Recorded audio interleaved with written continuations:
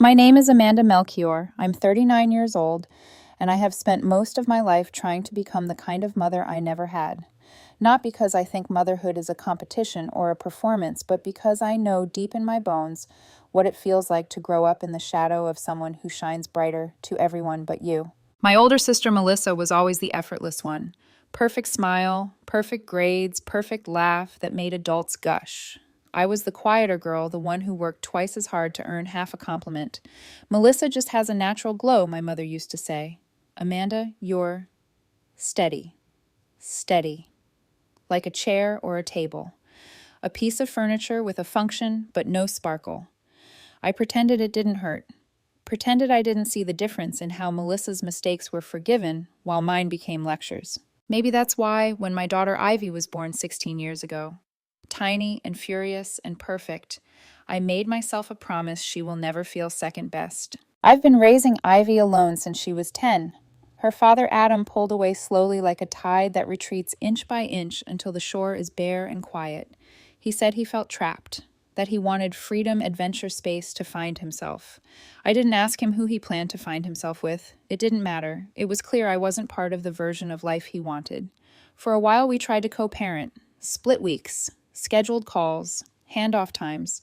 But one afternoon he called and said he was moving across the country and maybe Ivy should stay with me full-time for stability. She hasn't asked about his return in years. Ivy is 16 now, and she's this beautiful contradiction of soft and sharp. She plays the violin with the kind of tenderness most adults don't know how to access anymore, but she carries herself like she's expecting the world to drop something heavy on her at any moment. She's quiet but aware, observant, without being meek. She notices everything, maybe too much. When she told me she had been nominated for prom court, her eyes flickered with something small and trembling hope. Ivy has never been part of the social whirlpool at school. She's an artist, a thinker, the girl people underestimate because she doesn't jostle for attention. The nomination felt like a moment when the world finally paused long enough to notice the light she's been carrying all along. I got choked up. Not because it was prom, but because it was her win after so many years of looking at life from the sidelines. Then came the dress. It was a soft, slate blue gown that made Ivy look like she had stepped out of a still lake at dawn. When she first saw it in the boutique window, she froze mid-step like the dress had pulled her by the strings of her heartbeat. She touched the fabric so gently as if afraid it might vanish. When she stepped out of the fitting room wearing it, her smile was hesitant, almost apologetic. "Do you think it's too much?" she asked me. "No," I whispered, unable to breathe. "It's exactly enough." I didn't care about the price. Her joy was the kind of currency I had been saving for. But joy has always been fragile in my family. Melissa and I talk in the way adults talk when they don't want to admit they've never healed what came before. She has twin daughters, Bella and Lily, both 17, both replicas of her confidence and charisma. They're socially brilliant, popular, ambitious, and polite in the kind of way that stings. "Ivy, you're so brave for wearing your hair like that. Ivy, that dress is so unique." Compliments with edges. Ivy always brushed it off, but I saw how her shoulders tightened afterward. I just convinced myself it was harmless. That was my mistake. 2 weeks before prom, Melissa texted asking if the twins could stay at our house for a weekend while she and her husband went on a wine-tasting trip. Ivy and I had plans, just simple things, hair trial, a movie, maybe dinner. But Melissa added, "It'll be good for them to bond. They barely know each other." For a moment, the old reflex came back. The girl who never wanted to rock the boat, who always chose silence to keep the peace. I said yes. The twins arrived on Friday, trailing perfume and glossy ponytails, rolling duffel bags across the hardwood floor, like they owned the place.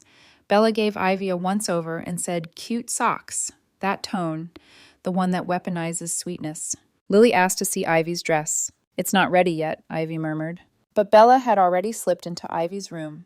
She unzipped the garment bag and pulled the dress halfway out, holding it between two fingers like it was made of thrift store polyester. "It's nice," she said. "Kinda plain, though." I felt Ivy's quiet like a physical thing, the kind that shrinks her from the inside out. That night, exhausted from work, I went to bed early. I told myself the girls were old enough to behave, that Ivy didn't need me hovering, that I was imagining the tension. But as I drifted towards sleep, something scratched at my mind, a memory of being 12 and standing in front of the mirror, in a dress I loved only for Melissa to smirk and ask, "Are you sure that's your color?" I should have checked on Ivy. I should have trusted my instincts, but I didn't. And the next evening, I would learn what happens when a mother ignores the quiet way her daughter asks for help. I came home the next evening carrying takeout bags and a small bouquet of white freesias flowers Ivy loved, but never bought for herself because she said they were too delicate for real life. The house was quiet when I walked in, too quiet for a Saturday. No television, no music, no teenage chatter, just stillness. Ivy, I called. Silence answered. A prickle of unease crawled up my spine as I set the food on the counter. The hallway lights were on. Her bedroom door was half open, light spilling in a soft rectangle across the floor. I stepped out of my shoes and walked toward it, my heartbeat picking up speed in a way I couldn't explain yet. Then I heard it, a small, broken sound, more breath than voice. A swallow of emotion that had nowhere to go. I pushed the door open gently. Ivy was sitting on the floor in front of her open closet. The slate blue dress, the one that made her glow, the one she had touched, like it was woven from a dream, was crumpled in her lap. Except it wasn't a dress anymore. It was pieces. Long, violent cuts, slashed through the skirt. The bodice was ripped jaggedly at the seams. The delicate straps weren't torn cleanly, they were shredded. This wasn't snagged on a nail. It wasn't dropped or damaged accidentally. This was intentional. Deliberate. Cruel. Ivy held one of the torn straps between trembling fingers, staring at it like she was trying to convince herself it wasn't real. Her eyes were swollen glossy, framed by the wreckage of what she had once dared to hope for. Ivy. I whispered, my voice cracking around her name. What happened? She looked up at me, and there was something in her expression, a hollow, stunned devastation that made my chest tighten painfully. I don't know, she said too quickly. It was a lie, not malicious, but protective, as though she was trying to shield someone, or herself. But then she swallowed hard and added quietly, I found it like this when I got home from school. I kneeled beside her. Did someone come in here? Her jaw tensed. Her breath shuddered. She said nothing. Then after several seconds, she spoke in a voice so small it nearly disappeared. The zipper was stuck last week. I took it to Nana's to see if she could fix it. The world tilted. My mother. Melissa's daughters. The garment bag. The way Bella had unzipped it in Ivy's room without permission. The too quick smile. The half-closed door. Pieces of a puzzle began locking into place, ugly and sharp. Ivy, I said quietly. Did Melissa take the dress? Ivy nodded. She told me she'd drop it back off with Bella and Lily when they came over Friday. A pause. She told me not to get too confident about prom court. That the twins would probably win. A cold fury settled into my bones, slow, steady, controlled. Not explosive, not wild. Cold. Focused. The kind of anger a mother feels when someone hurts her child in a way that steals more than a moment, it steals a part of who they are. I looked at the dress again, shredded across my daughter's lap like someone had carved through her joy with scissors. Get your shoes on, I said softly. Ivy blinked. What, Mom? No. Please. I don't want a scene. You're not the one making a scene, I said, meeting her gaze. This isn't your shame. She hesitated, fighting between fear and something else, something like relief. Finally, she nodded. As we drove, the sky turned the color of bruised twilight. My mother's house glowed warmly from the porch lights. Melissa's car was parked out front. The universe, it seemed, had a cruel sense of timing. Ivy stayed close to me as we walked to the door. I rang the bell. My heartbeat was steady now, not frantic, just resolute. My mother opened the door, pleasantly surprised. Amanda Ivy, what a surprise. We need to talk, I said. Her smile faltered. Of course, come in. Inside, the house felt too bright, too cozy, too normal. And in the kitchen, I heard laughter, the kind that grated, knowing what I now knew. Bella and Lily. Ivy stiffened beside me. I placed a hand on her back. My mother looked between us uncertainly.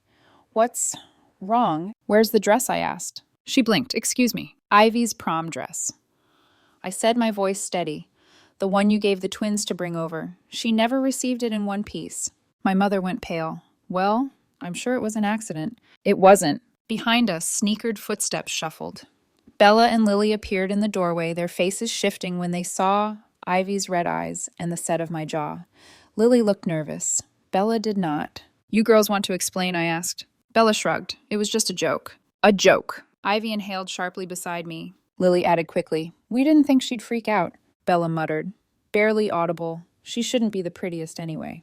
My mother gasped.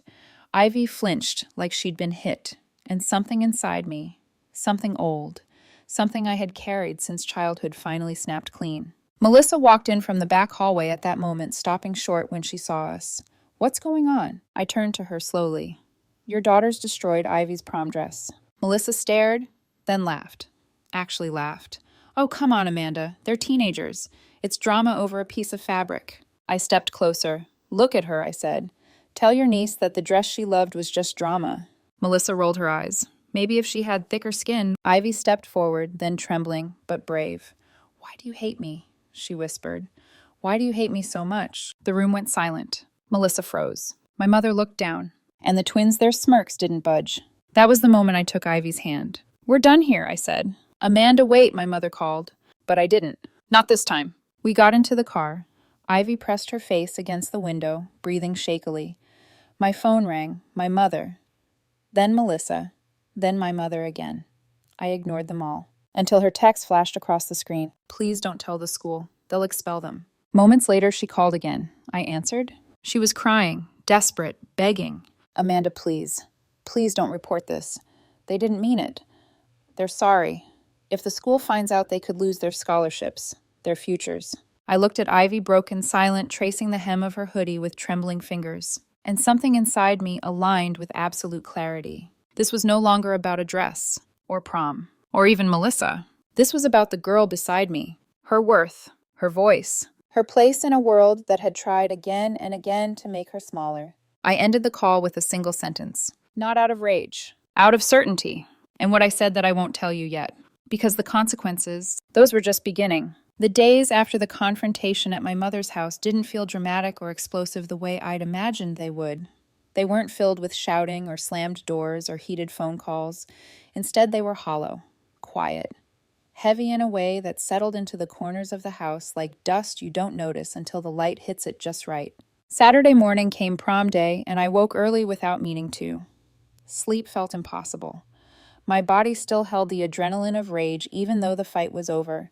But the worst part wasn't the memory of Melissa laughing at Ivy's pain, or the twins' cruelty, or my mother's desperate plea for silence.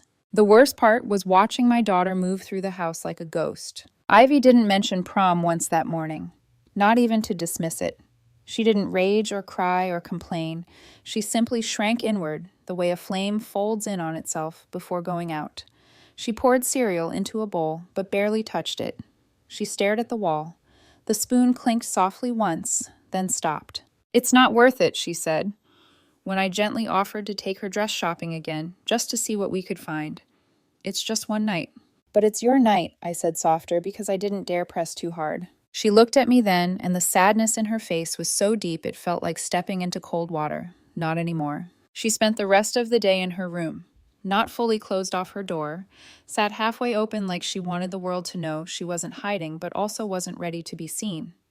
I passed by her doorway a few times. Sometimes she lay on her bed staring at the ceiling. Sometimes she sat cross-legged scrolling through her phone.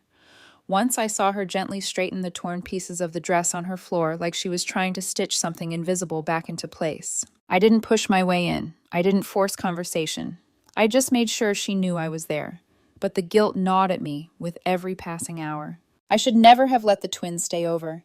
I should have paid attention to the signs. I should have said no to Melissa's request. I should have protected Ivy better. Should have, could have, didn't. Around 6 p.m., the exact time Ivy had been supposed to meet her friends at the park for group photos, I knocked softly on her door. She didn't answer. I eased it open a few inches. She sat on her bed in her hoodie and sweatpants, scrolling through photos on her phone.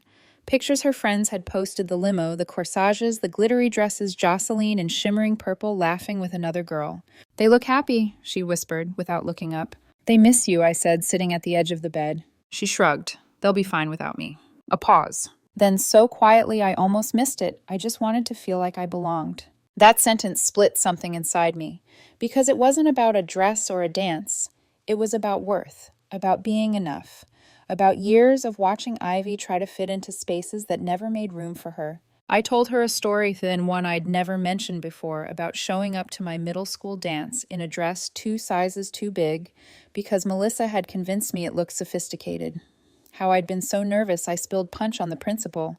Ivy cracked a tiny smile, barely there but real. She didn't go to prom, and I didn't push her to. By Sunday, Ivy moved with a little more purpose, barely but enough to keep the air in the house from feeling suffocating.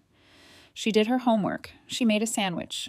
but there was a change in her posture, a guardedness, like she was bracing herself for some invisible impact. Tuesday morning, the prom photos went up on the school bulletin board.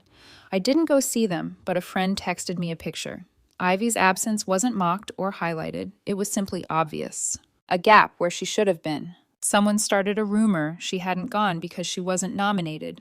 Ironically, she had been nominated. But Ivy didn't correct anyone. High school devours quiet kids one whisper at a time. Melissa didn't reach out. My mother did twice. The first voicemail was a plea. The second was guilt-wrapped panic. If someone reports the girls, their scholarships could be jeopardized. Please don't ruin their future over a misunderstanding. A misunderstanding. That word nearly made me drop the phone, but I didn't respond. Something inside me had shifted, solidified. I didn't want revenge. I wasn't thinking about punishing Melissa's daughters or humiliating them. What I wanted was something softer, but deeper. I wanted my daughter to stop feeling like she had to disappear to survive. So on Wednesday, after Ivy left for school, I scheduled an appointment with her counselor, Mrs. Rayburn, a warm, attentive woman with sharp eyes and a gentle tone. Ivy's brilliant, she said, after listening to everything, but she's shrinking herself, almost like she's afraid to take up space. Is there something she can join? Something to help her reconnect, I asked. Mrs. Rayburn thought for a moment. We need volunteers for the senior art showcase. Ivy's drawings. Well, the staff still talks about them. I nodded immediately. When I brought it up over dinner, Ivy looked almost startled. They want me to help. They asked me to ask you, I clarified. It's your choice. She didn't answer right away. But 2 days later, I walked past her room and found her sitting at her desk, sketchpad, open pencil, moving with cautious purpose. It was the first spark of light in weeks. The second came from a source I never expected. Jocelyn reached out. She apologized to Ivy, said she should have insisted on picking her up that day, should have asked more questions, should have gone to check on her. Then, during a video call, Jocelyn admitted something else Lily had shown off the ruined dress on FaceTime the night before prom, mocking it, mocking Ivy. And there were screenshots.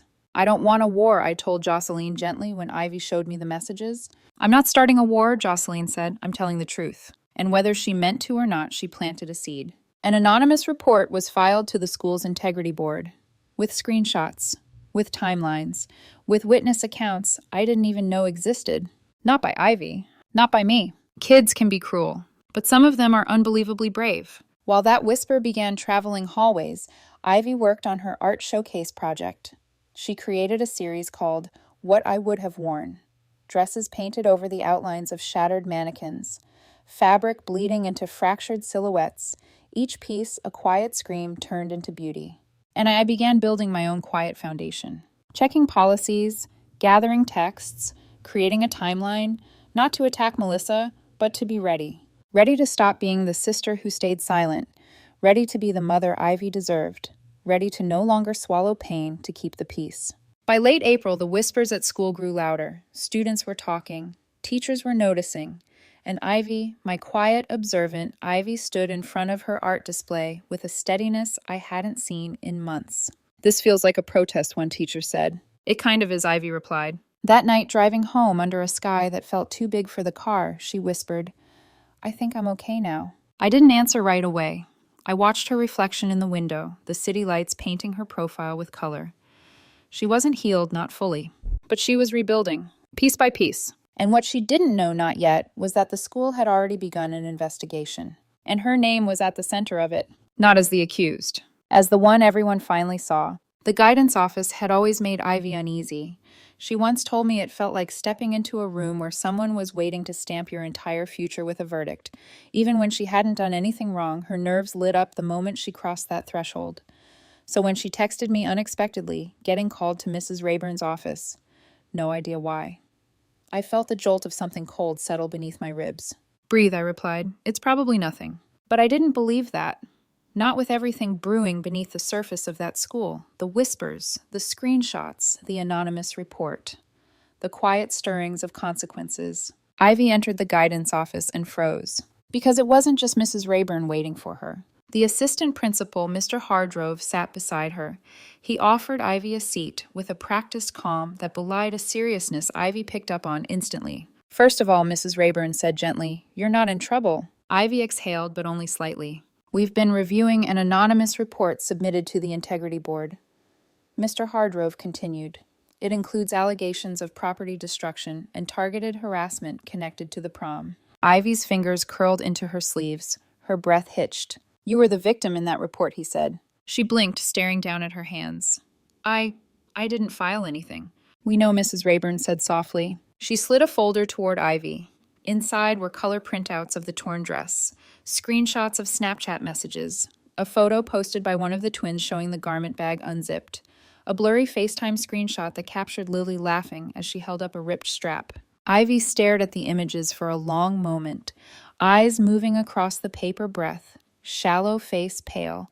But she didn't cry. She just whispered, I didn't want anyone else involved. Mr. Hardrove leaned forward. We've already confirmed the accuracy of the evidence. Several students corroborated what happened. Ivy's voice was barely audible. Who? We can't share identities, he said. But I will say this, students saw more than you think, and they finally decided to speak up. Something shifted behind Ivy's expression. Not relief, not anger. Something more fragile, a dawning awareness that she wasn't invisible after all. So, what happens now? She asked. Mr. Hardrove folded his hands. That depends partially on you. Our policies are very clear. Malicious destruction of property and harassment can lead to suspension. Sometimes expulsion if intent is proven. Ivy's breath trembled. I don't want anyone expelled. Mrs. Rayburn spoke carefully. You don't owe them protection. You didn't cause their actions.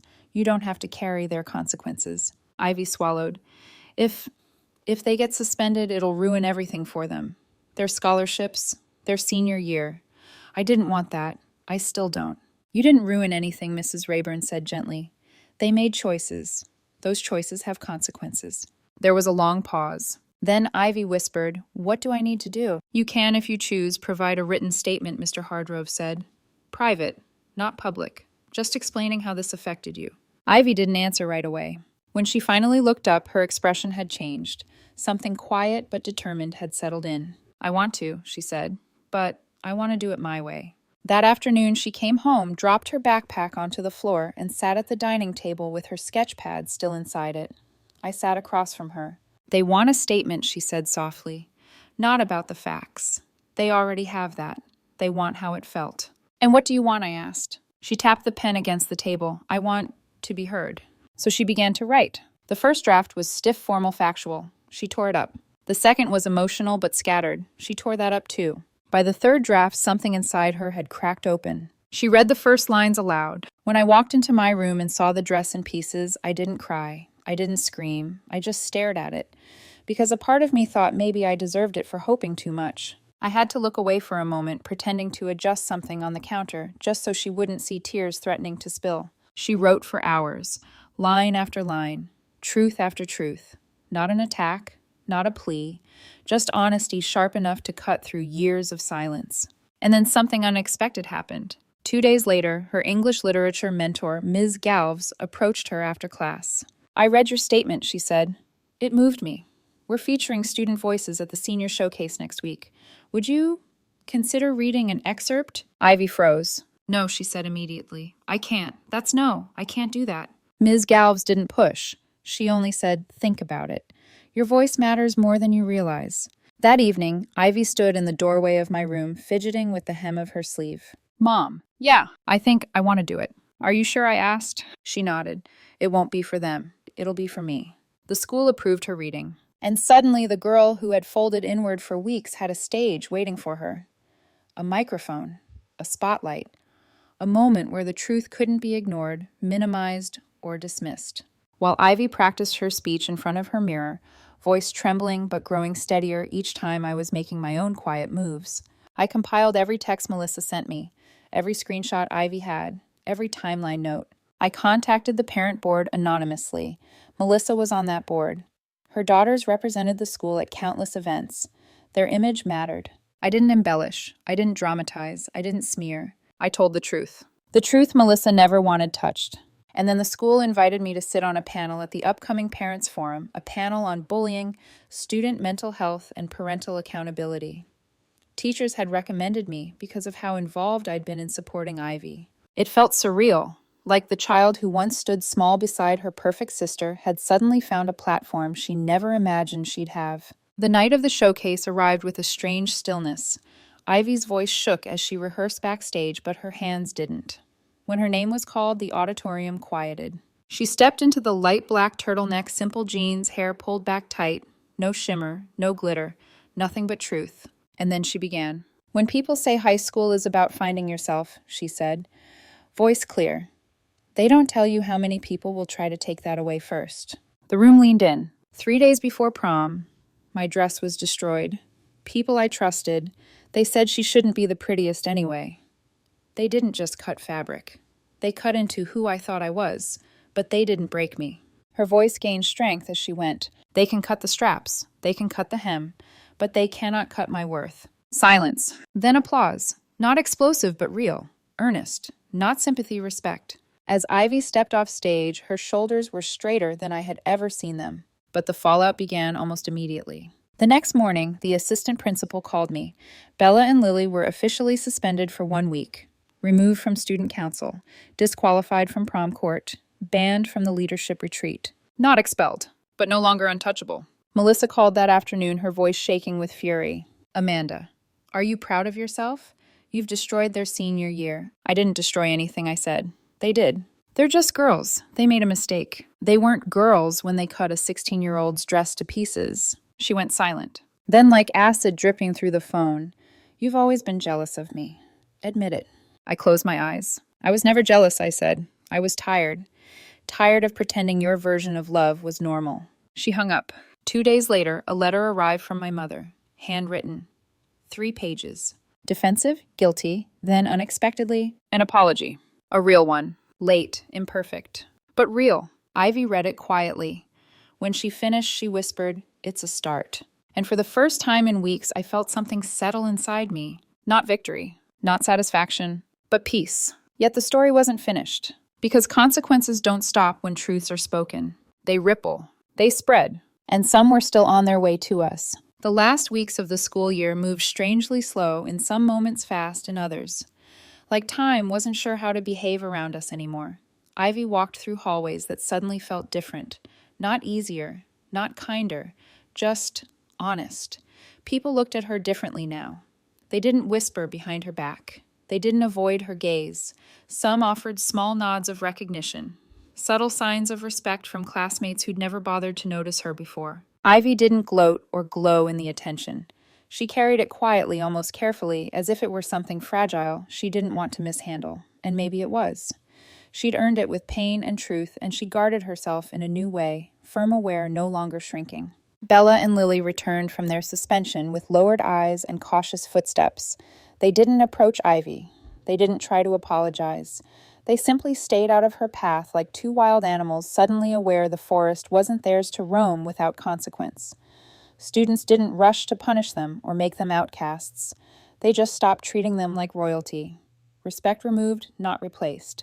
Melissa, however, continued her campaign of bitterness. She sent 3 texts. The first was furious. You humiliated my daughters. The second was accusatory. I hope you're happy tearing apart a family. The third, quieter.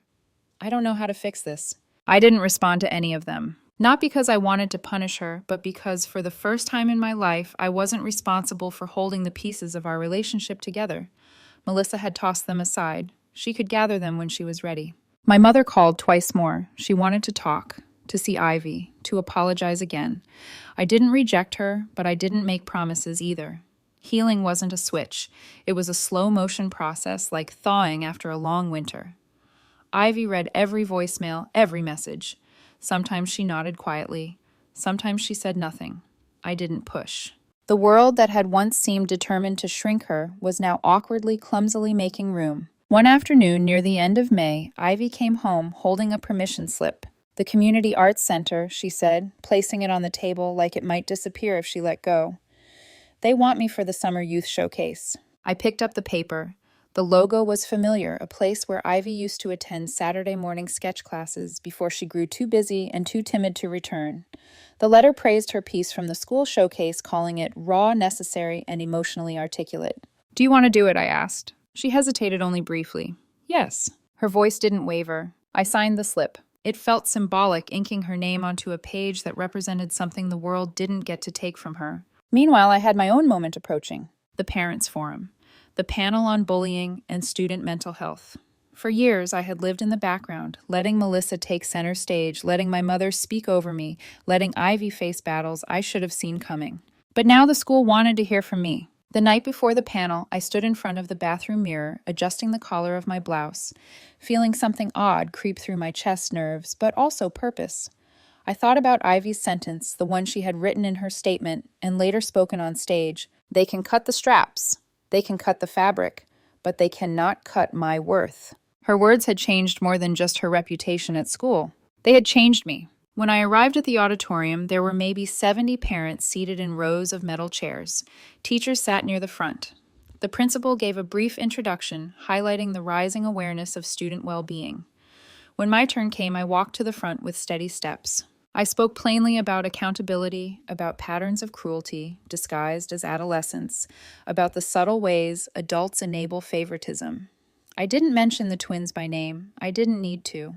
I said, as parents, we don't choose what our children face, but we choose what we ignore, and sometimes silence does more damage than the cruelty itself. A few parents nodded. One mother wiped a tear. Another looked suddenly uncomfortable, shifting in her chair. That was fine. Growth doesn't feel good at first. Afterward, a teacher approached me quietly. Thank you, she said. Some parents needed to hear that. Maybe so, but I needed to say it even more. Summer came slowly, as if the world wanted to give us time to breathe. Ivy's art showcase took place in early June inside a room lined with sketches, paintings, and sculptures from students across the city. Her collection, What I Would Have Worn, hung on one long wall. Students stood before it, whispering, pointing, absorbing. A man from a design nonprofit approached Ivy with genuine admiration in his voice. You have something to say, he told her, and people are going to want to listen. Ivy's cheeks flushed. She thanked him politely, her voice soft but steady. As we walked to the car afterward, she held my arm loosely, the July sun painting a glow across her face. Do you think I could actually do something with art? She asked. I think you already are, I said. She smiled, a real one, not hesitant, not apologetic, just bright. For the first time in months, she looked her age young and full of possibilities. We took a trip in late July, just the two of us. Nothing glamorous, nothing extravagant. A small rental cabin by a lake, quiet and tucked away from everything familiar. Ivy spent mornings painting on the deck. I read beside her. We shared meals, went on hikes, laughed about stupid jokes, healed in silence and in words. It felt like taking a breath after years underwater. One evening, while the sunset cast pink streaks over the water, Ivy spoke without looking up from her sketchbook. Mom. Yes. They tried to take my night away, she said, but I got my voice instead. She paused, lifting her eyes to mine. That was so much better. I couldn't speak for a moment. My throat closed around all the things I wanted to say, how proud I was, how brave she'd been, how fiercely I loved her. When I finally found my voice, it came out quiet. You earned that voice, I said. Every piece of it. But Ivy shook her head gently. No, you helped me keep it. The sky dimmed around us, but the moment stayed bright. Melissa, my mother. The twins. The whole web of family tension didn't vanish after that summer. Problems don't disappear when the credits roll. They linger waiting for time and honesty and effort. But something in our story had shifted permanently.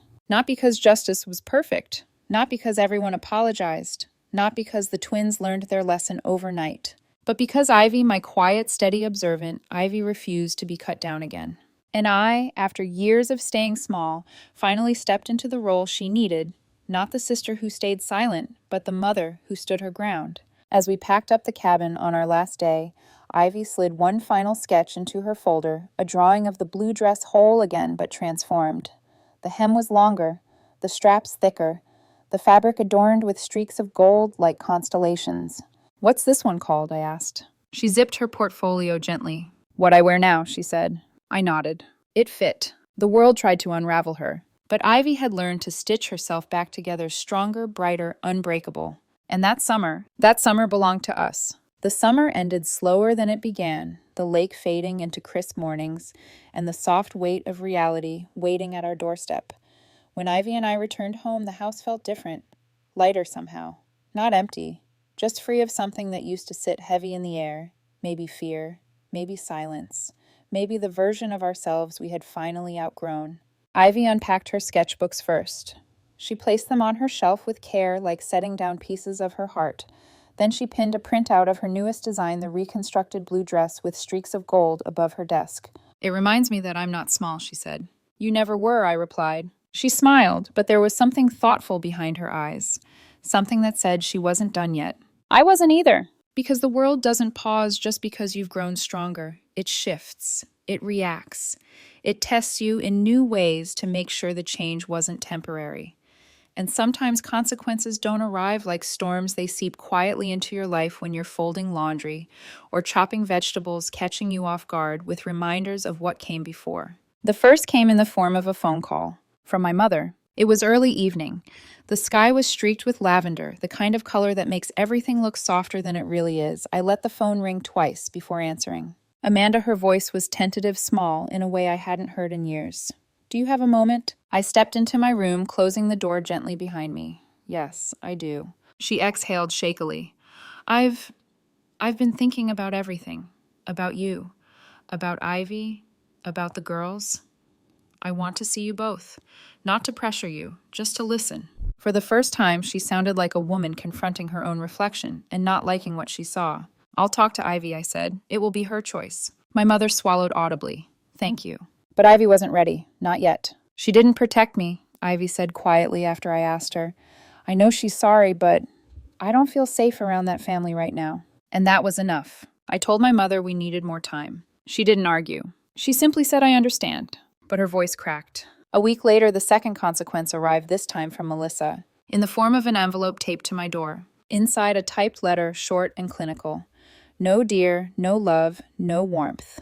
Just, I'm stepping down from the parent board. The girls didn't deserve what happened publicly, but I'll admit some responsibility. I was careless, and I was unkind to Ivy. Do not expect anything further from me. Melissa." I read it twice. Not an apology, not a reckoning, but an acknowledgement, small, bitter, begrudging. It still mattered. When I showed Ivy, she didn't say anything for a long time. Then she exhaled and whispered, "She didn't say sorry." No, I agreed. She didn't. "I'm not waiting for it," Ivy said. Her voice wasn't angry, it was simply done. And in that moment, I realized something important. Closure wasn't something Melissa could give us. It was something Ivy had already taken back for herself. The third ripple came from someone I least expected, Bella. It was a Thursday afternoon. Ivy had just returned from volunteer prep at the Community Arts Center when the doorbell rang. She froze when she saw Bella through the glass window. "Do you want me to send her away?" I asked. Ivy hesitated, then shook her head. "No. Let me hear her." I stayed in the kitchen, close enough to intervene, but far enough to let Ivy lead. Bella stood stiffly on the porch, arms crossed, a posture equal parts nervous and defensive. "Hi," she said. "Hi," Ivy replied. Bella's eyes darted to her shoes. "I'm not here to make excuses. She swallowed. "School feels different. People talk. Teachers watch us. It's like we're being seen in a way we never were before." Ivy nodded slowly. "That happens when the truth comes out." Bella winced. "I know, and I'm sorry. I really am. We were awful." A breeze rustled the bushes behind her, filling the pause. Ivy didn't rush to comfort her. She didn't say it's okay, because it wasn't. "It hurt," Ivy said simply. "I know," Bella replied, "and I don't expect you to forgive me. I just needed to say it." "Thank you," Ivy said, "but I'm not ready." Bella nodded, as if she had expected nothing more. Before leaving, she added, "You were the prettiest. Just so you know. That's why we—" She stopped herself. "It doesn't matter. I'm sorry." She walked away before Ivy could respond. When Ivy closed the door, she let out a long breath, like she had been holding something heavy inside her chest for too long. "How do you feel?" I asked quietly. "Lighter," she said. "Not healed, not whole, but lighter." The real twist came a week later. It was a letter addressed to Ivy from the school district. I watched her open it cautiously. Her eyes widened. She handed it to me. "Congratulations. You have been nominated by faculty for the Student Integrity Award for your contributions to school culture, honesty, and resilience." I read the paragraph again and again, feeling pride swell in my chest like sunlight through a window. "I didn't do anything," Ivy whispered. "Yes," I said. "You did. You told the truth when it mattered." She pressed the paper against her chest, as if trying to absorb it. Then she hugged me tight, sudden fierce. "Mom," she said, muffled against my shoulder, "everything changed, but I'm not scared anymore." "I know," I whispered. "You changed. That's what matters." On the night before the award ceremony, Ivy stood by the window, watching headlights pass on the street below. She seemed deep in thought. "Mom," she murmured. "Yes. Do you think this would have happened if the dress hadn't been ruined?" Her question was soft trembling on the edge of something profound. I thought for a moment. "No," I said honestly, "but some truths only reveal themselves when something breaks." She nodded. And then she said the sentence that would stay with me forever. "I think I was the one who didn't break." The next morning, she accepted her award on stage, steady voice, straight shoulders, golden light catching the tips of her hair. She didn't shrink. She didn't hide. She simply stood there like she had always belonged. Melissa didn't attend. My mother did, sitting quietly in the second row. She didn't approach us afterward, didn't force a moment. She simply offered Ivy a small, trembling smile. Ivy nodded back. A beginning, not an ending. When we got home that afternoon, Ivy placed her award on her dresser next to her sketchbooks. Then she turned to me, eyes bright. "Mom." "Yes." "They can't cut me anymore, right?" I brushed a hand through her hair. "No, Ivy. They can't." She smiled, soft, sure, powerful. The first smile of a girl no longer afraid of shadows. The first smile of the young woman she was becoming. And as the sun filled her room, warming every corner, I realized this wasn't just the end of our story. It was the start of hers.